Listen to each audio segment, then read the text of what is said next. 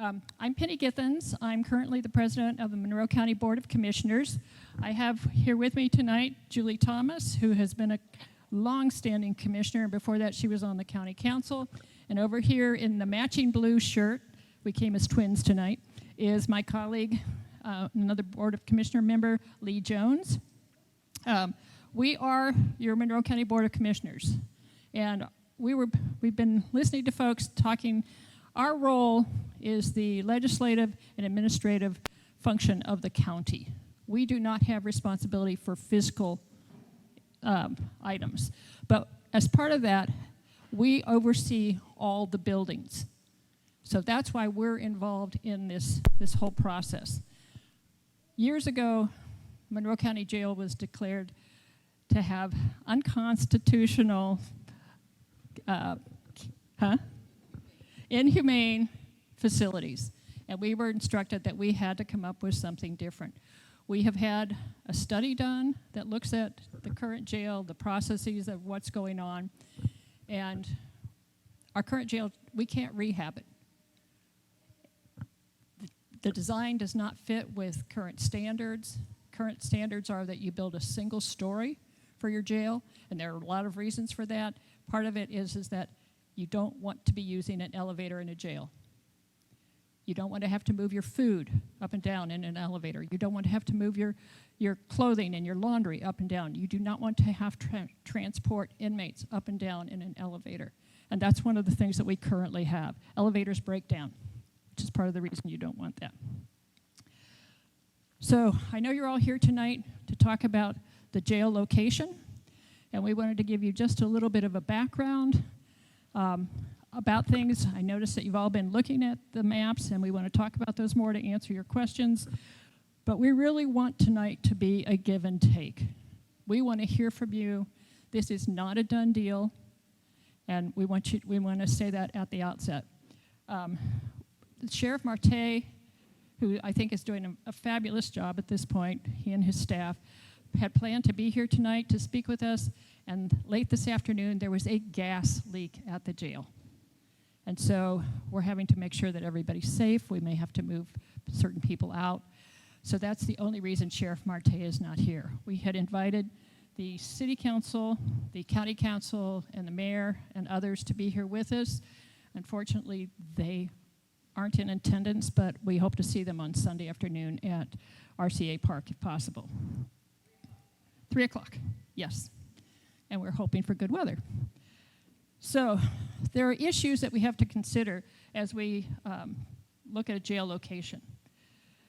We need an adequate size of land to build not only a jail, but we want to locate other parts of that system, many of which are in the current justice building. We want to have the courts there. We want to have the prosecutor, the public defender, and our probation or community corrections at that location. And experts, I'm not an expert, don't claim to be, experts have said we need a minimum of 24 to 25 acres to make that possible.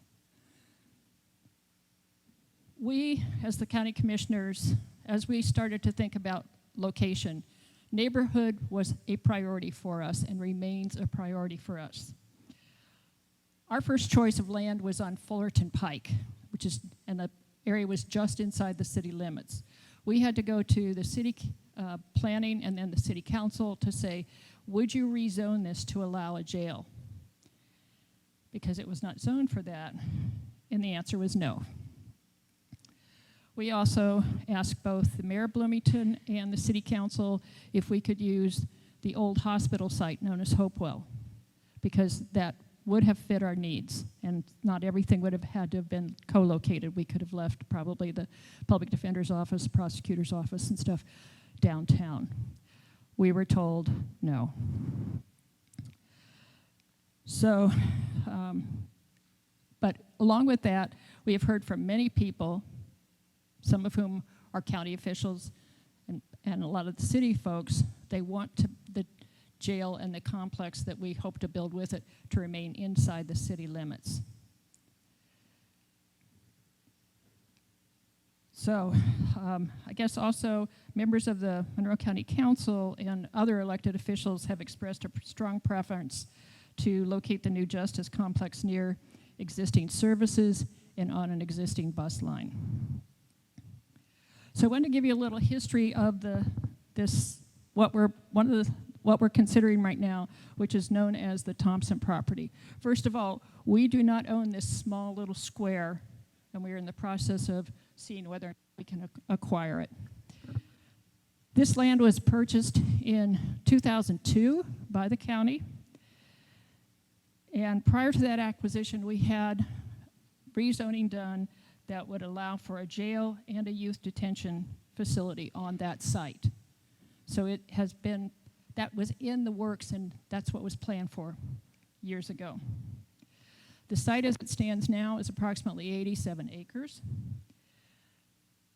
As part of what the original purchase was, the county, and that was our decision, gave Habitat for Humanity 4.23 acres for Osage Place. And along with that, we provided $1,773,076 of funding to help with the infrastructure for Osage Place. We care about the neighborhood. I think we've shown that in our actions. So, as you all know, that's probably why you're here tonight. Currently, the Thompson property is being considered for the site to build a new justice complex. And as I've already said, this was not the first choice of the county commissioners. And it has not been definitively selected.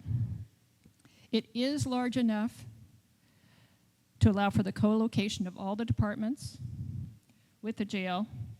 It is near different services. It is on an existing bus route. And we are currently in the process of having geotechnical and environmental assessments done. We don't know what, if anything, can be built on this site. We don't know if there are specific areas within the site where we cannot build. We do know that there are certain areas where the slope is too steep, and that's what's marked in these reddish areas. But we're having to look into this. We expect to have those results, I think they told us today, mid to end October. So it's in the works at this point. The other, I guess, advantage that some people see to this is that it's already owned by the county. If we tried to go to other locations that we would have to purchase, we would have to ask for additional tax dollars.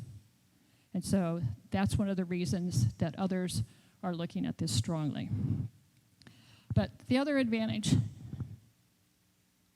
if there is an advantage to this site, in my mind, is that we are actively looking to try to bring some kind of treatment facility to this area. Treatment for those with behavioral health challenges, people who are ready to go into recovery from a substance use disorder. And there is enough space, we think, here that we could also perhaps build the kind of facility that we would like to see, in part because if we can direct people to treatment, perhaps they will never have contact with the criminal justice system. So have I covered everything? Oh, yeah. Thank you. Thank you. The white, it's not a dot, but the figure that's on there, this is actually what the footprint of the jail is up in Hamilton County here in Indiana. This is larger than what we envision the footprint to be for a new jail. This was just put here so that we would have some idea of what might happen. And as we go through this geotechnical review, it could be that this one would never be appropriate. It might be that it would be up here. And as you look at this also, keep in mind that these are major utility lines that go through here. And as we build, also part of our vision is that we would build, as they have done up in Hamilton County, that we would build an outer shell to a building that then, if it were time to renovate, or heaven forbid if there needed to be an expansion, that we could put cells inside of that. And if it were to be part of something that was a renovation or something new, then we could tear down the old wing and have that, again, ready to keep going. We don't want to be doing this again in 30 years, 50 years, 100 years. We want this to be something that we leave and not. I shouldn't have had this headache. This should have been taken care of before me, but I don't want to leave this as a headache for the next person that comes along either, or the ones that come along in 30 or 40 years. So we're really here tonight to listen, to talk, and we want it to be a conversation. So if you have questions, if you have concerns, should we ask people to come forward? How should we do this? We want to make sure everyone can hear the questions and concerns.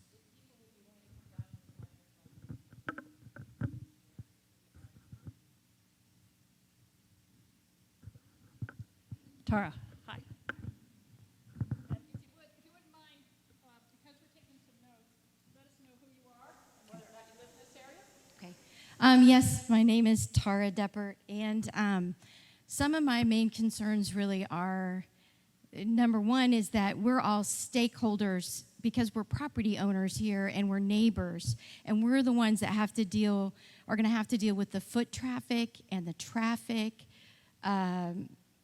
I'm sure everyone else here will say their piece. I see possibly we might have more police presence, which might be a good thing or a bad thing. But what we've enjoyed about this neighborhood is, yeah, we've got some foot traffic, but it's usually not of a criminal kind, you know? So that is what concerns me a bit.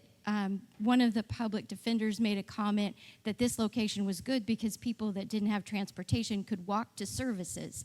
So the entrance to the property of the jail is a primary concern to me, that it won't be near the neighborhood and hopefully not near Switchyard, that it will be someplace off in a different direction. That is one of them. And just understanding that the people in the jail weren't the only stakeholders. They are important stakeholders, but we are too. And it's important for us to have our voice. I'm glad we're getting to speak, but I hope we'll get a chance to have a little bit more impact on the location. So I wish Sheriff Marte were here, because one of the things that he could address is the safety. And what he's shared with us is that neighborhoods near a jail like this are actually safer because of the presence of law enforcement. I don't know that literature. I can't support that in terms of telling you where to go look for that information. I can tell you, though, that we've had some new changes in our community, too, that may have an impact on us. I don't know if you all know about the Stride Center, but it's a crisis diversion center, and they now have a mobile crisis unit that they are actually, if someone's released, they are transporting them. So if somebody's released at 6 p.m., 10 p.m., whatever, they can, if they get a call, they can come and help transport people. It won't be necessarily foot traffic in and out of there. So what we're looking at currently is an entrance, the main entrance off of Strong Drive, which is part of the reason that we would need to acquire this additional little bit of property here. So that would be the primary.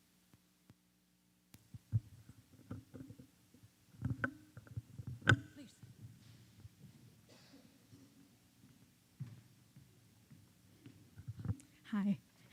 Hi, my name is, my name is Natasha Komoda, and I live in the neighborhood. My daughter goes to school here.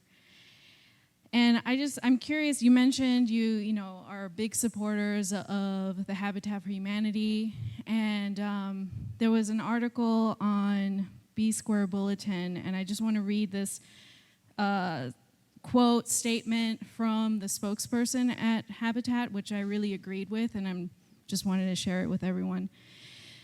Goldet said, building a jail on the Thompson property would once again marginalize the families that we have all worked so hard to lift up. She continued, it will marginalize the children who attend Summit Elementary. It will be a concrete daily reminder that they are vulnerable. She added, we would not be having this conversation if the county-owned was adjacent to a wealthy neighborhood. I'm just curious what your thoughts are on that. I was there the evening that Wendy brought that before a committee of the, basically the county council members. It's in direct response to what Wendy came and said, that we are holding these community conversations. We don't want to ignore people. If my colleagues want to, I don't want to hog the mic here. We do think it's important to listen. And we've got other people, though, that are, we're not the only ones making the decision. We don't control the checkbook. So. Theoretically, what does it mean listening? Like, if we're all just like, no, does that mean it's not going to happen? Or We will take that back to our county council colleagues, especially, and to others. I'm really, really happy that Katz is here tonight because we can capture your voices for other people to hear as well.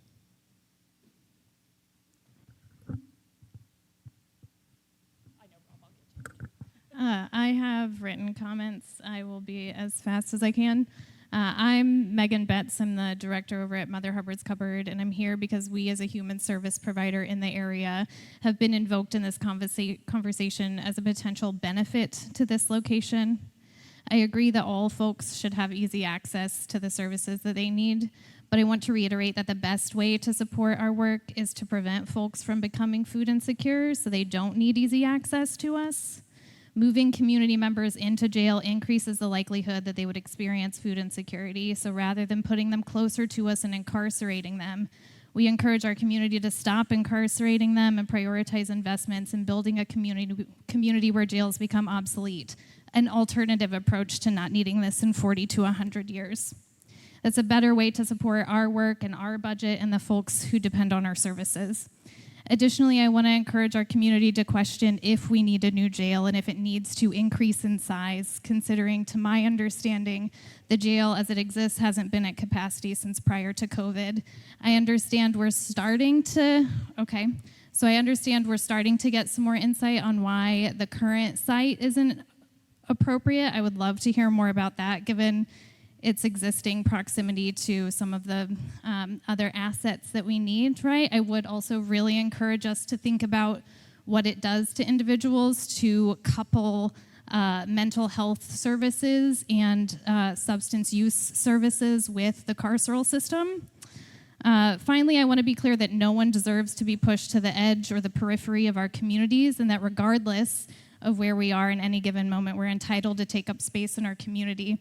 I'm not afraid to be near a jail, but there is no way to consider this jail location in a neighborhood near a prominent park that was not an insignificant public investment without comparing it to comparable sites.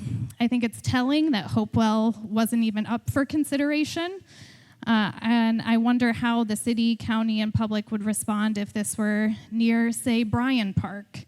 There's a real risk here of reinforcing and performing problematic class dynamics if we don't get really honest about what we're talking about here. And I will stop there for now.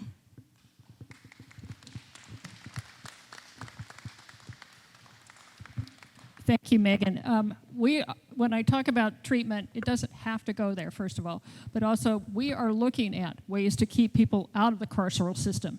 That's something that is important to us. We are working with other people. We are hoping to bring in NAMI to help us look at where there are gaps, so that then we can zero in on what we need to be doing. And we've been going to a lot of different meetings and listening to a lot of different trainings, so we're not in disagreement about that. Rob. I've heard a few different times, my name is Rob Deppert, that some people on the county council kind of favored the Hopewell site and then maybe outside of the city on Fullerton Pike, but were told no. Were there votes where people voted no to have these sites here, or was it just presented in a casual manner and these people said no, or was it the mayor who just said no to all of these? I mean, I keep hearing no, but I can't grasp exactly how this was done and why wasn't it in the papers and why didn't we hear about it at some point, because it just seems like when a decision like this is made that there should be transparency to everybody around, and that these decisions, instead of us having a conversation about the jail right now, we ought to be having a conversation about where to locate it, But it seems like we decided where to locate it before we started the conversation with the whole city. So that's where I stand on it. Thanks. It was last December that a city council, that in a city council meeting, that they voted down rezone for the Fullerton Pike area, which was our first choice. And Commissioner Thomas, why don't you tell, well, I personally have asked the mayor about Hopewell, and his response was, oh, we already have too many things in the works in terms of being planned. Well, the same infrastructure that you have there for the housing would fit the infrastructure that we would need for this kind of facility. Yeah, so Julie Thomas. So I went to a city council work session in late July, I believe it was. Why the dates are eluding me, sorry. It was reported on by B Square. B Square did do a article on it. So the whole city council was invited. Unfortunately, only 4 members attended. I presented the 2 sites within city limits that remain now that they said no to Fullerton Pike. And the one site we presented was Hopewell, because it would be, as Commissioner Githens pointed out, it would be a really ideal location. Even though we would have to transit inmates every day in for court, it would be a much less expensive build, and it would put a jail facility where a hospital was, and they're not all that different in terms of sirens and things like that. They all said no, and some were less emphatic than others in their no, but they all said no, and I put the invitation out there and reiterated it via email to the city council that if they have thoughts on this, especially if they didn't attend the meeting, that we would really like to hear from them. We did not receive any emails. We did hold a meeting several weeks ago, which included the presiding judge from the Board of Judges, the county council, the Board of Commissioners.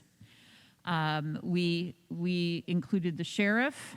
We invited the city council, but they had budget hearings, so they did not come, but they had already given us their opinion earlier, and it was reiterated to you that they prefer Thompson over Hopewell. They believe, and I am paraphrasing, so pardon me if I'm not exactly accurate. I'm doing my best. But what they had said was that this part of the city community is growing and evolving, and that this would be a good addition to this part of the city to be at Thompson.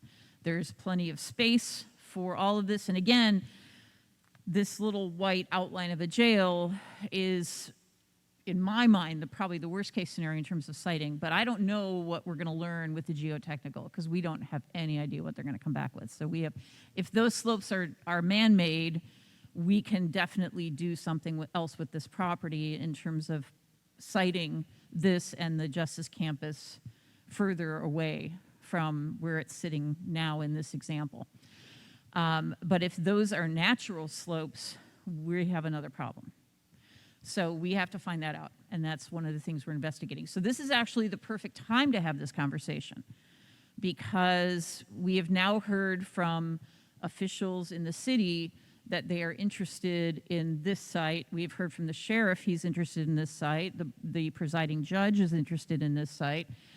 We all said we should go ahead with the county council, and with us, we all said, yes, go to the next step, which is a geotechnical survey. That doesn't mean we've selected the site. We still have one more viable site, which is outside of the city, which would take people away from services, may or may not take them away from a bus line, because we don't have that information yet. And that would be outside of the city. So we do have another option on the table. But the land purchase is going to be exorbitant. Let's just say it that way. But to find 25, 30 acres in the city, this is it. This is it. This is what we have. And early on, we started asking the city to help us identify location that size. And they said, well, just make it smaller. And they were like, well, just go up or add more floors to the current building. And like I said earlier, modern jails are built on a single floor for a reason. And that's for everybody's safety, basically. So it just isn't an option to do it that way. But let's keep talking to public. We've got several people here. I have a question, directly related to what you just said. My name's Kathleen Paquette. I have lived in Bloomington for over 20 years. I've lived in Broadview for the last 10. I have a really specific question regarding what you were just talking about jails being built on one floor and their footprint. Everything we know about responsible and sustainable urban planning suggests building up rather than out. So I'm curious if you can offer more insight on why that goes out the window in regards to jails. Like, I understand people don't want to be running up and down stairs, but if elevators break, like, can we have more than one elevator? Like, I'm just curious if that is like a really set thing or if that is negotiable, reducing the footprint so it could potentially go in a neighborhood like Hopewell. I will ask my colleagues too to weigh in here, but one of the things that we have seen in the new jails that we've been at is that there's more recreation space, there's sunlight, there's all kinds of things that our current jail does not offer. And when we have those kinds of things, and currently we have we heard numbers this morning, we have 200 people currently in our jail, just to give you an idea, and you always build for at least 20% more because people are moved from one area to another at times based upon their health, based upon other issues that go on. So you don't, if you think you need 200 beds, if you have space, if you need space for 200 people, you have to build 240 beds basically to make that possible. Another reason for keeping it on one level is that it requires almost twice the staffing if it's on multiple levels. And staffing the jail is something that we're having problems with already. It's not a job a lot of people are hunting for. And if we can manage to keep the staff levels down, it's going to be both less costly and safer. And when you talk about environmental things and sustainability, it's our dream to actually have some gardening space available as well. It might be a pie in the sky dream, but that's part of what we want to see. Yeah, I would just add quickly that the Hopewell site will accommodate that little white space that's on this map. It actually fits, so we wouldn't have to be on 2 floors to fit in Hopewell.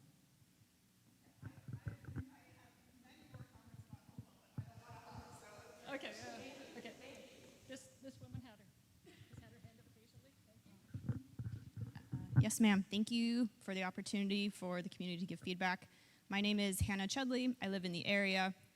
I wanted to write out my concerns. I have 6 major concerns and why I don't want this jail in the area. The first is safety, especially when it comes to proximity to schools like this. Someone else had the same concern right before this meeting, and Commissioner Jones said that that was not something that had been considered in the selection of this location. That really concerns me because I don't want violent offenders near children or near me. My second concern is finances. It would be more financially efficient to fix the current jail than it would be to completely build up a new facility. And this, per the county's press release in August, we would be paying for this new facility primarily with income tax and property tax. And I'm not in favor of that. I'm concerned about increased racism and violence and mass incarceration of people of color. This particular jail site has been opposed by Focus Initiatives, which is a group that aims to decrease discrimination and racism in the criminal justice system in Indiana, and they also oppose building another jail. Concern number 4 is that there aren't any efforts in these plans for any kind of any plans to reduce recidivism or divert people from treatment. I mean, you've talked about being closer to services, but the plans itself do not include any services. There's no plans for like a therapy center. I'm currently part of STRIDE, the STRIDE Center and the STRIDE Coalition, so I do care about diverting people from the criminal justice system when possible, and I don't feel like this jail plan takes any of that into account or has any initiatives to divert people from the criminal justice system for mental health reasons. Number 5 is that I'm concerned that this is poorly planned. The county's press release in August, the county said that they don't even know how many beds the facility would need. So there's really not a whole lot of detail about how much this would cost yet, which concerns me if we're like doing that, we're this far in the planning process and we don't even know what we would need. And my last concern that someone else has already expressed is that, is the community actually even being listened to? There have been very vocal public demonstrations against this facility at least since March, and the plans have gone ahead anyway, going as far as the earth testing, the geotesting. And that really makes me concerned that we're having all these meetings and people keep publicly opposing it and plans are going ahead anyway. So those are my concerns, and I welcome any feedback on them. We have actually looked at possibility of renovating, and it would perhaps cost even more than to build a new. Yeah. I'm sorry, what? This was done in 2020, 21, by Ken Ray and Alan Beck, who, what? The list, if you actually look at this itemized list, it's incredibly general. It includes things like repainting, it includes things like that don't actually have like clear costs associated with them. I would love to see an independent contractor come in and actually give a report of what it would take to bring this like institution to constitutional standards. We don't even know if structurally it can be done at this point. Who? Like, I just... We don't know if this can be structurally done either, though. Oh, we don't know if it can be built here at this point. That's why we're having the geotechnical. Did you have something you wanted to say? It's something that was something that was recommended in the Kenry report, was to get a proper evaluation of what it would take to renovate that jail. We have, we're getting a contract with RQAW to give us a final estimate, but the sheriff has been adamant against a multi-floor jail. And so that is going to figure into the council's decision. This is really a decision of the Board of Commissioners and the council, because we can't just willy-nilly say, oh, we're going to put it here, because they have to pay for it. Nor can they say, you're going to put it here, we'll pay for it, and we have to agree to it. So we have to come to an agreement between those two bodies of county government. But we are in the process of getting RQAW in, because one of the potential expenses would be if we build a jail in a location, not necessarily this one, but any one, and then later build a justice campus, like drawing it out over years, that for a time, the sheriff will have to transport inmates, and to transport inmates to court every day. Now, a lot of other communities do that. It is a safety issue. Now, in my heart of hearts, I'm just going to speak for me personally, I would love to see a world where there are no jails. I would love that. We are constitutionally required to have a jail facility. Our jail facility is unconstitutional. And in my conscience, I'm not okay with that. I think it's not humane, and it's been claimed to be not humane, and my colleagues are agreeing here. We can't let things just keep going and going and going as they are. We have to do something, right? So we should have that number, because that's part of the RQAW number, is how to remodel part of the facility to be a holding space for court, what it would cost, and we're going to have them give us a ballpark again on a remodel. But this again would be a multi-floor jail, and we have very strong opposition to that from our sheriff. And it will also cost more money every year to operate it on multi-floors. It is less safe, it is less humane, I think. But, you know, an ideal world, we wouldn't be having this conversation, but we have to have this conversation. And it may not be here. We don't know that, but that's why we're here listening. Thank you. Yeah. I'm sorry, I don't remember them all, but I think that the other thing is that one of the things that we want in a new facility is programming space. And programming is in part there to help reduce recidivism, to move people back out into the community in a different way. We are looking at some new programming that the State Family and Social Services Agency is funding that we want to bring in here to start perhaps in January, that we're not even waiting for a new jail to start new programming because we care about that kind of thing that goes on.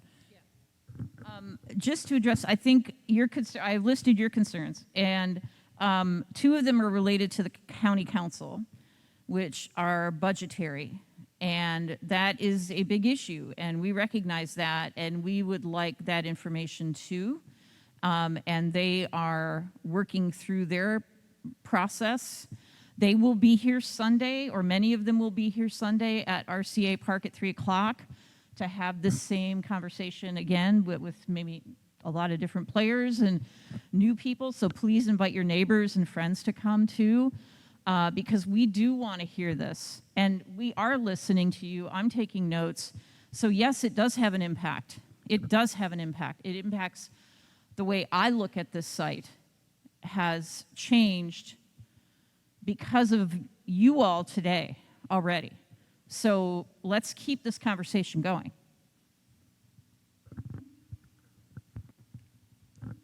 I've got several people here that have been having their hands up. I don't even know who was. Yeah, I just wanted, hi, I'm Samantha McNeil. I live in the neighborhood. I just wanted to follow up to her first point that she made. How far is this jail going to be within relation to the school? Okay, I'm just asking because same thing. I'm concerned about the safety, especially with the school being so close to a jail, because there is laws that, you know, certain people cannot be within a certain distance. So I'm just throwing that out there because that is something I'm concerned about, and the fact that it wasn't even taken into consideration. Little upset about that. I will point out that the current jail is just a few blocks from Fairview Elementary also. I'm not disputing that, okay? But when you talk about safety and whether or not it impacts, that is just location. My question, I have a lot of them, but the 2 primary ones are, how will this impact existing cooperations between things in the Justice Building and other departments in county government in terms of just logistics, and how much cooperation is happening between the planning of this and the Bloomington Police Department, which would be the primary law enforcement for this area? Would you specify which departments you're talking about within the county? Well, they did. One thing I primarily thought that came to mind first is auditor's office would handle pay claims and accounts payable for everything in the jail and justice system. The auditor's already not in the current justice system. The clerk of the is there in that same building, so it's already separated. We have been. At that meeting that I mentioned, that where we had the presiding judge, we invited the city council. Well, who happened to be at a city council meeting that particular night was the chief of police. So he didn't come to our meeting either. We had invited him as well. You know, that it's just how things happen. They would I'm going to not make a very big leap here, and colleagues tell me if I'm wrong, but I would imagine that they would prefer to have the jail sited somewhere inside the city limits. Most of the inmates come from BPD, right? They're the larger force. They bring in more of the inmates than the sheriff's department, the state police, IUPD. So I would imagine they would like it as sited inside the city. But again, we're now down to this as the last possible site in the city. Yeah. Okay, I'll get to her. Hi, my name is Rima Montoya, and I live here in Broadview neighborhood. And I do want to share that before coming in, I was very concerned about the stigma that's related with the neighborhood and the jail in that location and the kind of neighborhoods that are located in that area. And of course, the stigma of a jail and being in that location. However, what's been very revealing to me has been the concern about the that the current jail has to be upgraded because of humane reasons. That is something I did not know. So I want to find out. First, I understand there's also, this is going to be drawing money into Bloomington, so I know that there's an economic purpose for this as well because it will drive dollars. I don't know how much of that is more of a driver than the humane part of updating the current jail. See, I don't know if the economic driver is more important in this circumstance than it would be to try to upgrade the current jail. That on the one hand. Do you know what I mean? If the economic driver is more important. Okay. The other question I have is what would be done with the current jail? What would go there in place of that if this were to be done here? Are there any plans? What would be done in that site? That would be interesting for us to know because if, for example, if we could erase some of the stigma that's associated with a jail, especially in this neighborhood, maybe to try to bring in more of the positive parts of what it means to have this here, right? So that there's not so much stigma associated with having a jail. So if there could be programs or something that could be say, okay, well, you know, we are investing in, I don't know, kinds of program, things that you mentioned that would involve the inmates in planting trees, gardening, whatever, you know, that would be related to the health of the inmates, psychologically, physically. Something like that Bloomington could be proud of, maybe even that the neighborhoods around could be proud of or could feel, oh, wow, you know, this is actually happening in our neighborhood. We're proud about that. I'm just wondering if there's things out there that could be done to ameliorate the stigma that would be associated with having the jail in this particular neighborhood, this part of town. And also I want to know what would be done in the current jail site. What would be there? What would be any plans that would be done there? Thank you.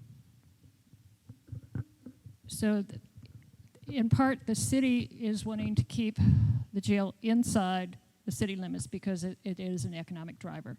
And that's part of their motivation that we have heard, basically explicitly, from them about this. If we could take everything out of the current facility to a new facility, I would be in favor of selling off the property or turning it into office space. We have a severe lack of space for our own county departments, so that we have people bursting at the seams with our election division and with others. But I would love to see, even if we continue to own it, to rent out office space, which would maintain some of that economic driver kind of stuff going on in the downtown area to keep it vibrant. Yeah, I mean, my dream would be to do something with the not-for-profit social service community with the property if we could. I don't know what that looks like or what that is. I think the lowest on my priority list would be building another student apartment building. Not that we have a say in that. Yeah, one of your, which point was it? What you were talking about trying to create something that possibly we could all be proud of, that is very much what we're wanting to do. And we need input for that. We need to know what might make you feel proud of a jail. I know we have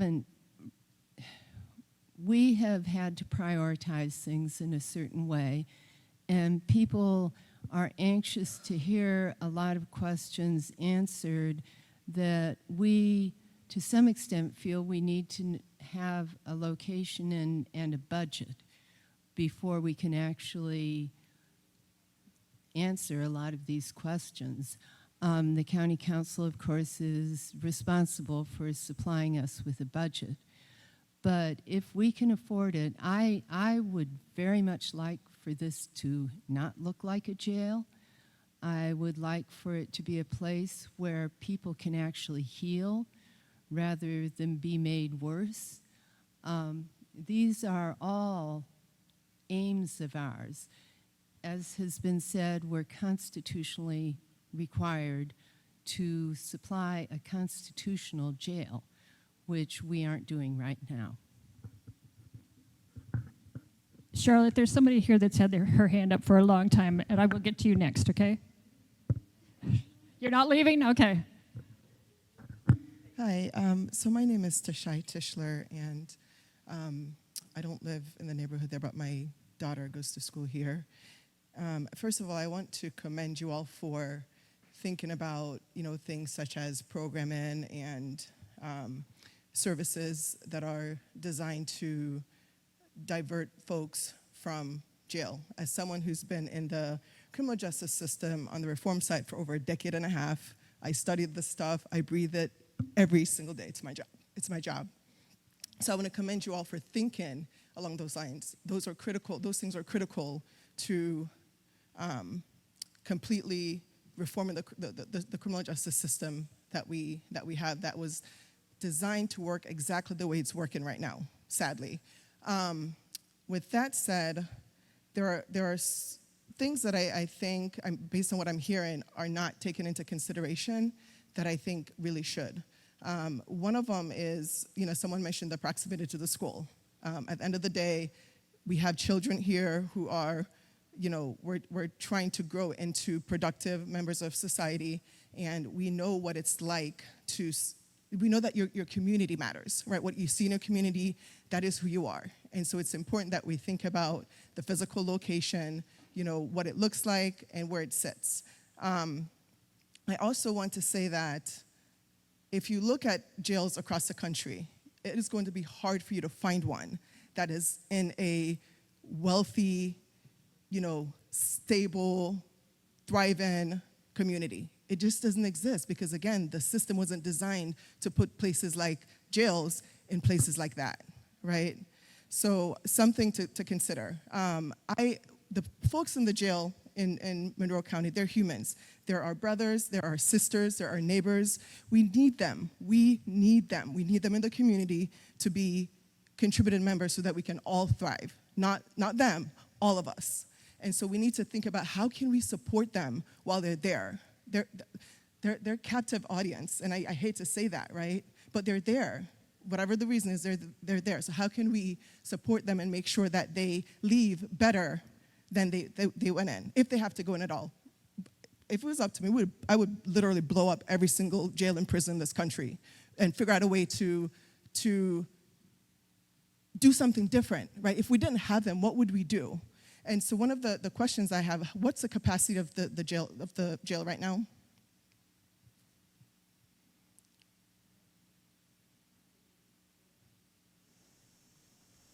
Okay, how does it compare to the one that's being built right now? Is it bigger or smaller? It has less bed capacity than the new one that's being built? That is a rarity. Like usually they're bigger than what we typically see. And someone was talking about designing the jail so that it doesn't look like one. You're gonna have to look outside of the country to find that. So. Actually, we saw one down in Arizona. Yeah, so Yeah, let me give this to Charlotte, and then we'll keep going. Yeah. Thank you for being here, and thank you for letting me talk. I might say that historically, I could, in 1983, things were a little bit different, but our goal was a lot of what you want now. But the thing is, I wonder, my question is, this is a serious question, have we gone throughout the country or in Canada and some other countries that are pretty good at dealing with law enforcement to find if there are any models that allow us to build it on around programs rather than just keeping people behind bars, so to speak? Have we gone through all the possibilities? It seems to me that would be a wonderful project to find out if there is some sort of construction, because the building is important, but it's the programming that's most important, I think. And have we really looked and looked and looked and looked? Have we looked in Minnesota and under the tent in some places in California and Oregon and Maine to see if there's anything out there that comes up to what people really want, which is a building which will house programming and rehabilitation, restorative justice. That could we form a committee of the community to dig around for something like that, to use as a model? Thank you, Charlotte. Mr. Jones. I have actually looked at systems in several different countries, mostly in Europe, and they are remarkably different, at least in some cases. The one that interested me most, I believe, was in Denmark, and basically the jail was used as rehabilitation entirely. So people who lived in the jail, they couldn't go out and do their own shopping. They fixed their own meals, and they let the jailers know what ingredients they need to fix their meals. There are many, many different occupations available for them to learn about while they're in the jail. They are dressed decently. They're treated with respect like real human beings who have a problem that they need help with. And in my mind, this is an ideal situation if you must have a jail. Whether or not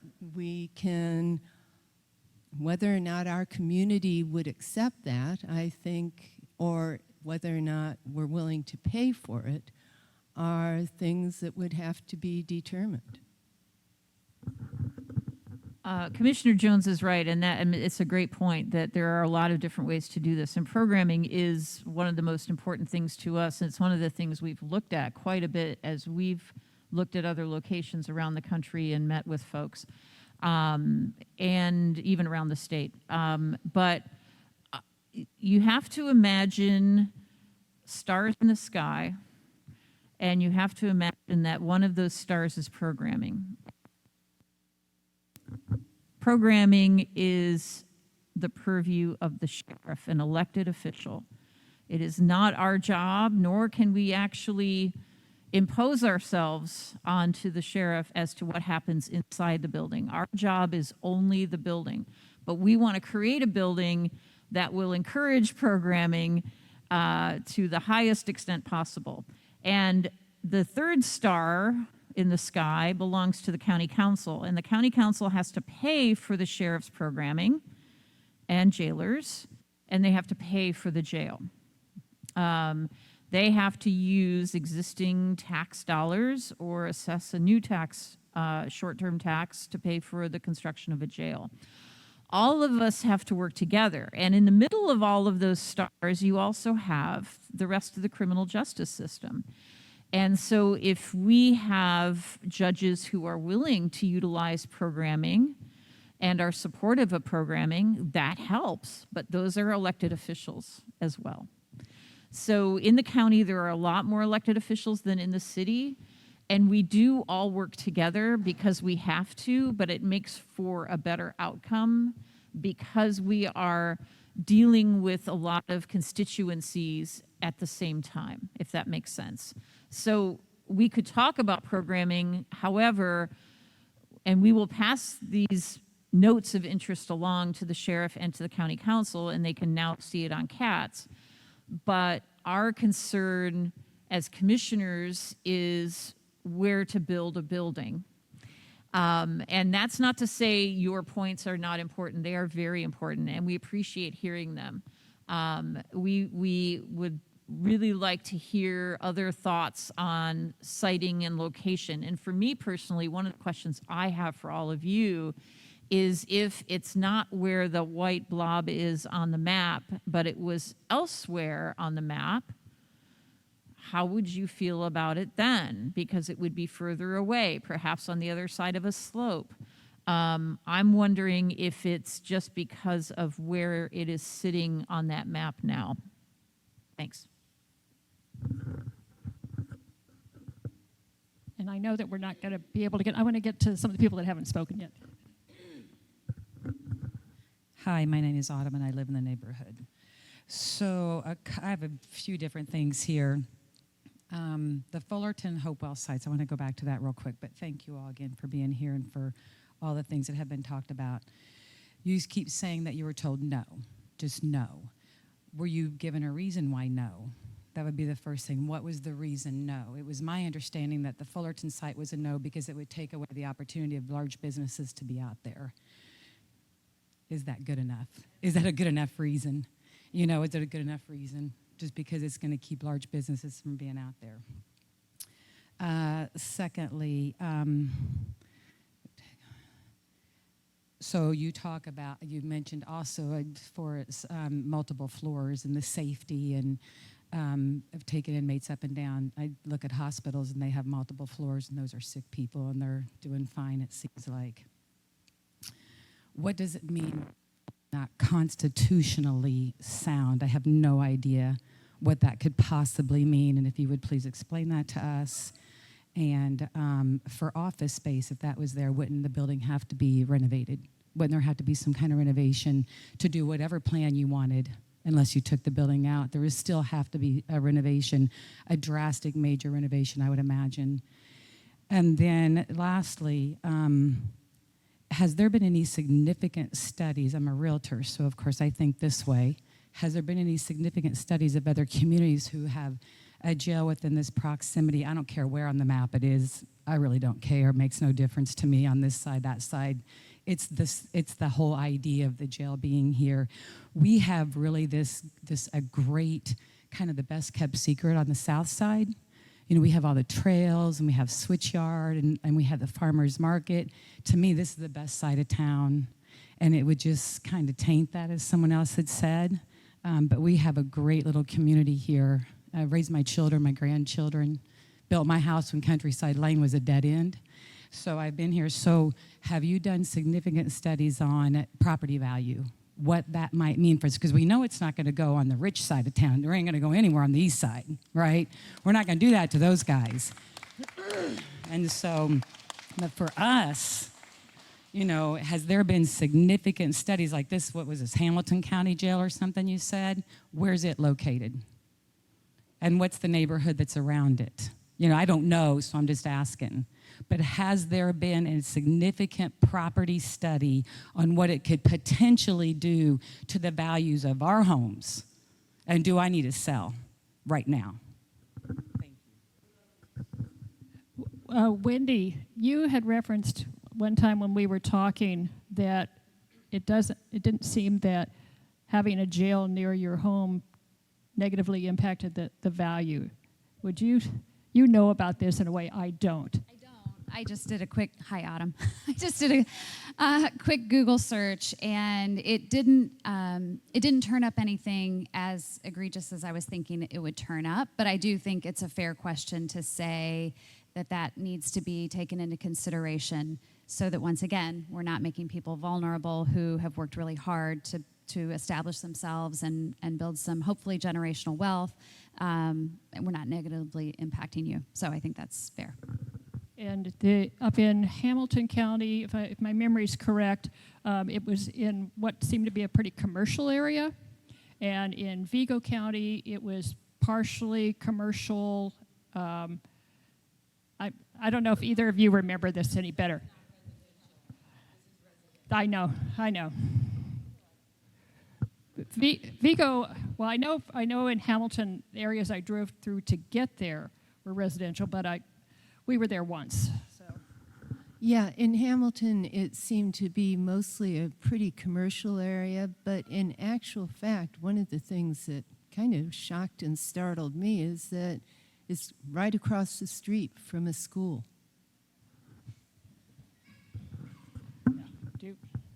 Okay. Sir, you've been very patient. Sorry. I'm going to use your sign there. There was overcrowding in the jail. The original jail was built for way under 200 beds. I think it was 120, and then it was renovated to, instead of 1 bed per cell, 2 beds per cell. But then after a while, it went over that capacity. Even we had people sleeping on little. That's what we would like. But we hope so. That's our goal. But anyway, we hope. Hello, my name's Chris Ravenna. I've lived on Chambers Drive for since 1984, and over the years, this has just been. RCA building was right there, so it's quite a bit of change over the years, and I'm. The park and everything, and my property values went up quite a bit in that time.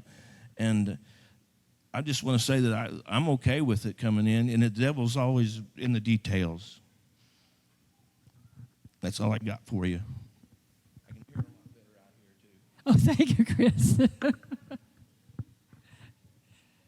Yes. I'll try not to run my mouth too much again.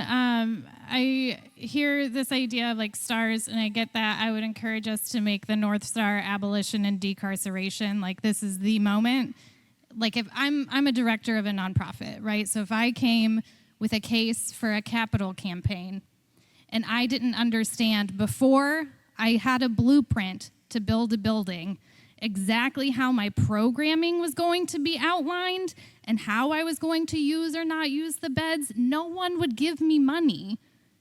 So I want to know how we get all of the programming to keep people out of the jail first, and then build the jail that fits that much smaller group of people after that work is done. And that will fix the staffing issue, and we can do all of that, right? But the idea of building this and being like, well, we hope we have programs and like maybe that'll be enough beds. Like, the idea of me going to someone and asking for a capital investment in that way, I wish I could do my job like that. I wish I could do my job like that.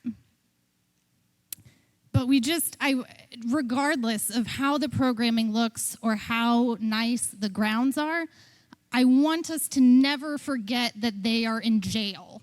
And being in jail will never be as comfortable or nice or humanizing as not being in jail.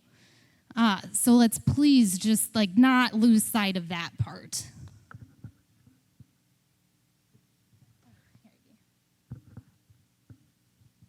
Hi, I'm Evie. I was going to say something very similar, so thanks, Megan. I live in the neighborhood, and just want to express gratitude for everybody who's spoken and everybody who's shown up today. It's really awesome. Thanks for hosting this. I think that for me, there's these two questions. One is, what do we do with the current jail and the people who are there right now? There's 200 people who are in absolutely inhumane conditions. There's programming that's been out since COVID.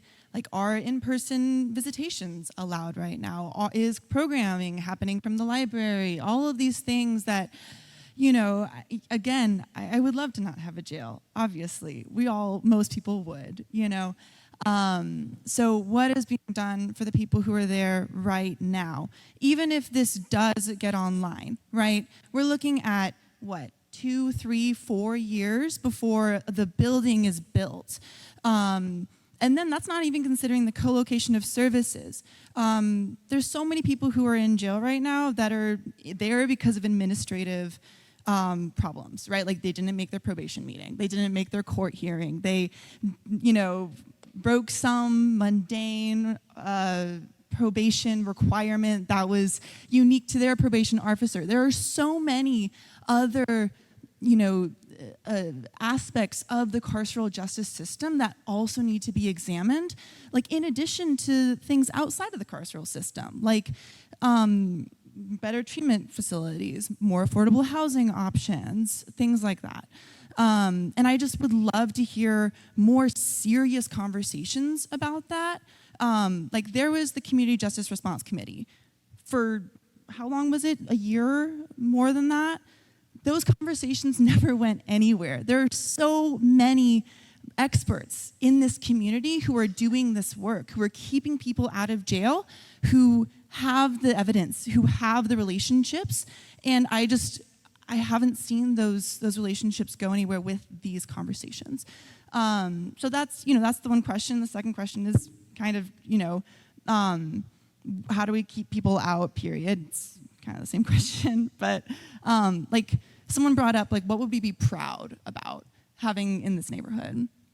And something that I would be really proud of is having a long-term treatment care facility for people who have mental health issues, who have chronic illness, who need care. And I would love for that to be totally separate from the carceral system. I think that jail is inherently traumatic. Yes, we have had gardens associated with jails in the past. Those are called prison farms. I think that we need to be really honest about how we're talking about this justice complex and how much we are sugarcoating it as this thing that's going to be so much better, because we have these programs. So I guess what's being done right now for the people who are in jail right now, many of whom probably shouldn't be there in the first place because they are poor, they don't have access to transportation, they're a person of color who are being targeted by this system, what's being done right now? And then why aren't we seeing more serious, deep conversations and action to keep people out of jail in the first place? Okay, so when we talked about Stride Center earlier, the Stride Center was developed as a law enforcement assisted diversion program initially, and only law enforcement took people to Stride Center with the goal that they did not have contact with the justice system at all. Now people are self-referring, and hopefully that is one point where people are being kept out of the system. We're in contact with people at the state to bring in something called the Integrated Reentry and Correctional Support Program, known as IRACS. This is something that's been piloted in a couple of counties around the state so far, and they have been down, they have looked at our jail. They think that with the closet-sized programming space that we have, that they can make this work. This comes with some funding from the state to do this, and we're already starting to look at where we can get our own funding to make this happen. And what it is that these are people who have been incarcerated, who are in recovery, who go in and work with people who are incarcerated, in recovery, in the jail right now. And then upon release, there's another set of similar individuals, but they're on the outside, who will work with those people after they've been released so that we can work on the reentry portion of things and try to keep people from re-entering that system. We are setting up, I was in touch with the gentleman yesterday who would be putting this into place with us. We're trying to set up meetings immediately to get this going, and we think we can have this in place in January to start. We would be another pilot program within the state. They eventually would like to put this in all 92 counties, but we would be one of the very first to have this happen. We work with New Leaf, New Life, As you noted, people were not going in during the pandemic. They are going back in. They have been part of these conversations to try to get things going on. The jail, I wish the sheriff were here to talk about this, and again, he apologizes, but I think he told me there were at least a dozen different programs going on in the jail right now. It's not enough. The library is inadequate. He wants to have something better going on as well. And we have been looking since starting with Ken Ray and also Eve Hill, who did a separate report. We've been learning about something they call the sequential intercept model, which is you look at different people and where they are in the system. And we are trying to work with the National Alliance for Mental Illness, bring them in here to help us determine what our gaps are in the treatment. And so we hope to get that done sometime soon. They've got a backlog of the kinds of folks that want to be doing this. But we don't want to wait for a new facility to start some of these programs. We agree with you that there is more that we could be doing, and we want to do it up front. We are actually supporting the Stride Center by providing the space for it at no cost, and we pay for the utilities. So we are part of that system as well. I know I'm leaving things out here.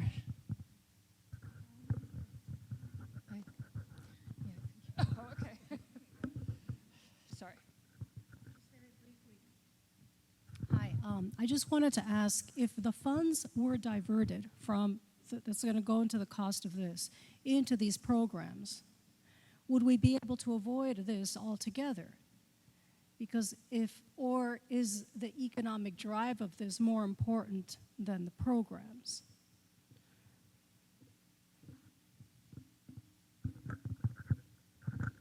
Please correct me if I'm wrong here, okay? We are afraid at any moment that the state may come in and say, here's the jail you were going to build because you didn't pay attention, because you didn't listen to the court case. We want to be in charge of it. We don't want somebody else coming in and telling us what we have to build, which is what happened in Vigo County. Who knows how imminent the threat is, but there is a threat of a lawsuit. We are still under a court order. We have to keep moving forward with building a new jail, because if we don't, we're in violation of the court order. And it's the right thing to do as well. So that's why we're moving forward. It's beyond time to address the issues. Originally, when we started looking at this program and had the studies done of the jail, what we had actually planned and really wanted to do was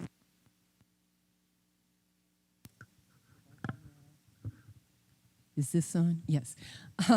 To put in place all the programs, and we were really hoping to be able to work to see how many people we could divert from the jail, how far down we could push that so that we wouldn't have to build a jail that was a whole lot bigger and more intrusive and all of that. Ultimately, the sheriff and the judges came to us, and ACLU, a number of people came to us and said, no, you can't wait. You've got to do this right now. It's not the way that we had wanted to proceed at all.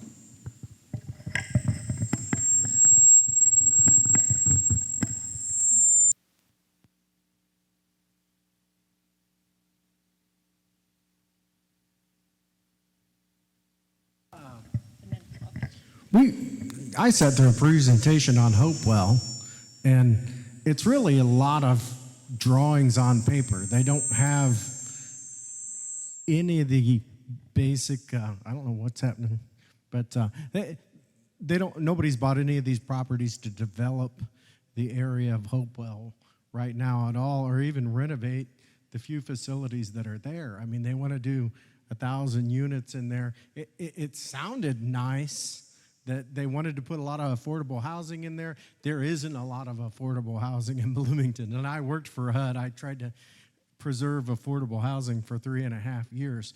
But that Hopewell site, they've got a lot on paper, but all they've really done is tore down the hospital at this point. And from sitting through a presentation, not one developer has come in yet and said they'll develop anything there. So it's the city really hoping to create a whole lot of affordable housing, but it really is nowhere yet. So they probably shouldn't have just dismissed it out of hand.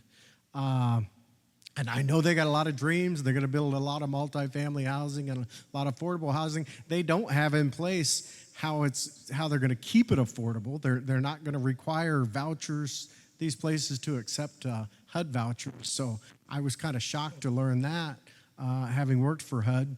But I don't know. That's where we're at. So maybe if we don't want it here, maybe we need to talk to the city and have another conversation and say, hey, it doesn't make any sense that you've got an empty area right there in the middle of the city and you can't do that there. And maybe this site here can be the where some affordable housing goes in, but they're planning on building 6,000 residential units from Weimer on towards this area anyway. I don't know if people know that or not. So, yeah, all these little weird circles, that's proposed development from a developer all the way out to, they lowered it to 5,000 units. Oh, yeah, so the biggest proposal they've ever had to expand before was only 2,000, so it's still 2.5 times larger than any proposed development in Bloomington's history. So.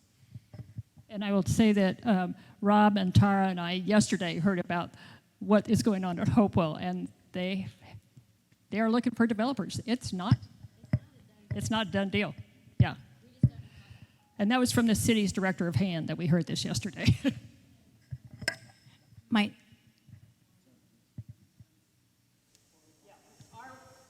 Our original goal was to use Thompson for affordable housing. My name's Peg Creech. I don't live in this area, but I am a county resident. I'm opposed to this area because of the proximity to the school, RCA Park, Switchyard Park, and Osage, for all the reasons that everybody has mentioned. I did look to see, because you didn't know how many beds the current jail would. There's a study, a 2020 criminal justice and incarceration study. I have not read the whole thing. That was final report of June 2021, 230 beds right now. I wanted to throw that out there.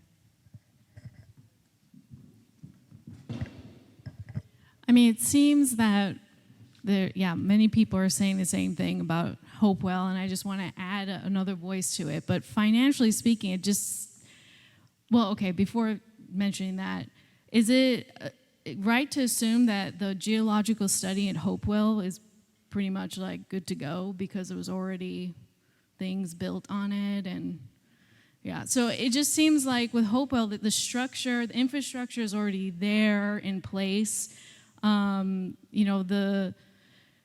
This just seems like a big ticket item of like building a whole structure complex from scratch. I mean, I just don't understand when we have a place already like halfway, well, maybe not halfway, but close, why we're not looking into that more seriously. And it is disheartening that the city just blatantly says no.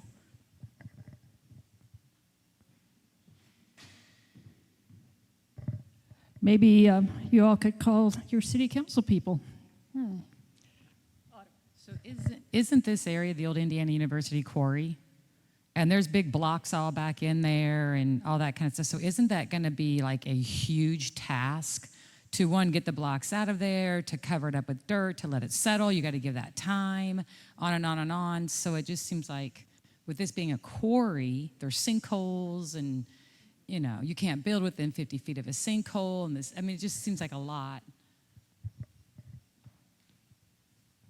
I've been on this property multiple times over the years, and I will just say I know that there are a number of test digs for quarries. So there are spots that are 20, 30 feet wide. There isn't a quarry per se. There are some blocks, right, there are some blocks, right, that's correct. Yep, that's correct. That would have to be moved and, right, no, absolutely. Potentially, but yes. The Highlands Quarry, yes. I'm just repeating what you're saying so people can hear you, yeah. That is true. I will say that just about anywhere in this county, we're gonna run into karst or quarries or something, so, but I get that. But however, the Hopewell site is situated in such a way that the building site would require a great deal of earth moving, apparently, to put a one-level jail. I know, but it's always a lot of earth, yes. So we would have to manage that, but that's why we're getting the geotechnical done, because we need to know where the trouble spots are and the best location to build facilities and parking for employees. So, and that's why we're doing that. And we should know that anyway, because whatever happens with this property, we should have a better sense of that. I believe a study was done before I was in county government, so the late 90s, early 2000s when the property was purchased. So there is some information, but it's always good to get a more thorough study done.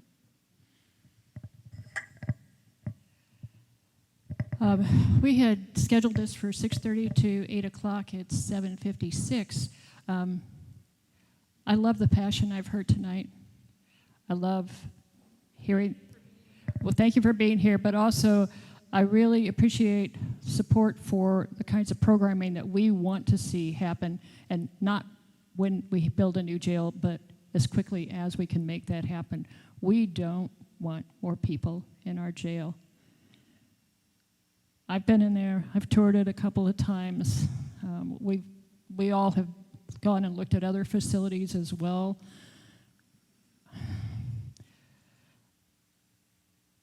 Ours is dark. It's dismal. And other places, you feel better walking through just as a human being. And so we don't want to be locking people up in this current facility. It's part of it. It's part of our humanity as well. So I encourage you to come out on Sunday. As we keep saying, the county council, the county council, the county council. We're not pointing a finger. They need to hear you too. They need to hear the kinds of things that we've heard tonight as part of this. And hopefully they will have solved the problem at the jail, and the sheriff can be here too to talk about some of the programming. But he has really changed, I think, the kind of culture within our current jail, and I think he would be very interested in hearing what you have to say. We brought along some reusable water bottles for you all. Please take some. We want you to, we want to say thank you for being here tonight. And Commissioner Thomas has been taking extensive notes. We have it on CATS to go back and watch. And thank you, CATS, for being here and making this available to the general public. Wendy, do you want to say anything in closing? And again, we're here tonight because of Wendy Goodland. I want to thank everybody for the respect that you showed to our elected officials and to each other. I know this is a difficult conversation, but I'm really glad that you felt empowered to come out and have your voices heard. If you're here and you live within the city limits, you have city elected officials who represent you as well. So if you feel strongly that this should go somewhere else within the city, even if you don't get to vote in city elections, I think it's still important to let your voices be heard as members of this community. So I would just encourage you to reach out to the city council as well to let them know your feelings on this. So I'm very, very grateful for the participation and everybody's attitude this evening. Do either of my colleagues have anything to say in closing tonight? I would just say thank you again for taking the time and to sharing and with sharing your thoughts, because we've learned a lot and that's important to us. And we do encourage you to bring friends and neighbors out Sunday at 3 o'clock. The sheriff hopefully will be there, county council. We've invited the city council, yes? Yeah, so hopefully some members will be there as well, and that's our hope. But we'll take this information back to everybody as well. Yeah, I just want to repeat, thank you so much for coming out and letting us know about your thoughts. And please continue to think about this. And if you come up with great ideas, we'd love to hear them.